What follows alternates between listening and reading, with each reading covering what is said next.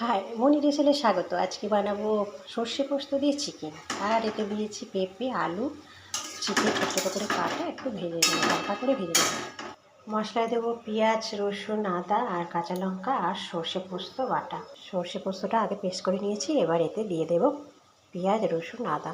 মশলাটা দিয়ে দেবো, এর সঙ্গে অ্যাড করেছি গুঁড়ো লঙ্কা আর একটু হলুদ। মশলাটা দিয়ে দেবো।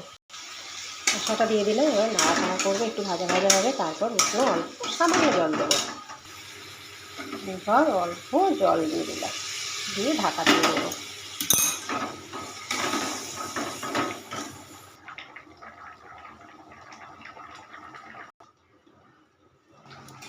নামানোর আগে একটু কাঁচা তেল ছড়িয়ে দেবো।